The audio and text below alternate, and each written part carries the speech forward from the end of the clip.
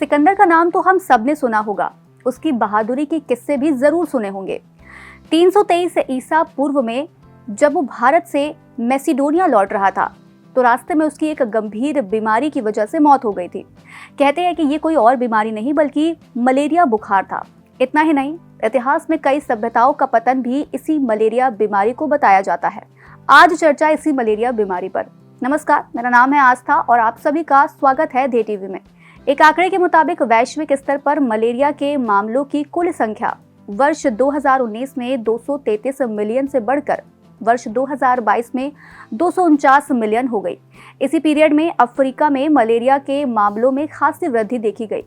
वैश्विक मलेरिया के 94% मामले और मलेरिया से संबंधित 95% मौतें अकेले अफ्रीका में होती हैं। ये आंकड़े इस बात की ओर इशारा करते हैं कि अफ्रीकी क्षेत्र मलेरिया से सबसे ज्यादा प्रभावित है।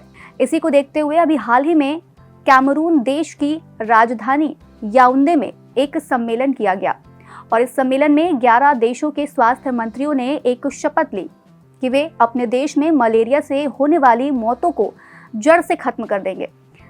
इन स्वास्थ्य मंत्रियों के इस घोषणा को याओंडे घोषणा नाम दिया गया है।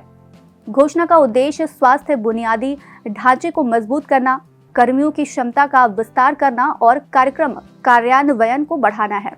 जिस मलेरिया के बारे में इतनी जद्दोजहद की जा रही है, ये फैलता कैसे है?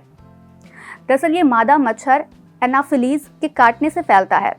इस मच्छर में प्लाज्मोडियम नाम का परजीवी यानी कि प्रोटोजोआ पाया जाता है, जिसकी वजह से मच्छर के काटने से ये रक्त में कई गुना बढ़ता है और फिर इंसान बीमार पड़ जाता है। आसान शब्दों में कहें तो मलेरिया एक परजीवी है जो रक्त कोशिकाओं यानी कि ब्लड सेल्स पर हमला करता है और इसे नष्ट करके अपनी संख्या बढ़ाता है।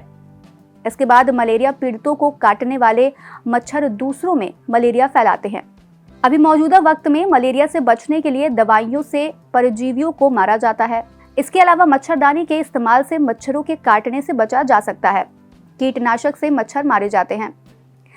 इन सब उपाय से मलेरिया के खतरों को कम किया जाता है। भारत ने मलेरिया उन्मूलन के लिए राष्ट्रीय मलेरिया नियंत्रण कार्यक्रम चला रखा है। इसके तहत सरकार मच्छरों के प्रजनन स्थलों का नियंत्रण, मच्छरदानी वितरण, कीटनाशक छिड़काव, रोग का शीघ्र निदान एवं उपचार और जागरूकता अभियान जैसे कदम उठा रही है।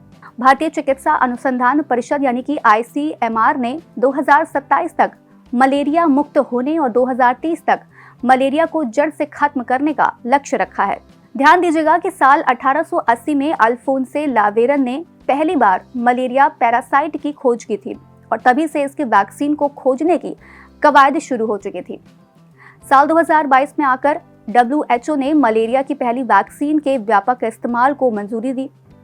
RTS-S या AS01 नाम के इस मलेरिया वैक्सीन का निर्माण ग्लैक्सोस्मिथक्लाइन ने किया है।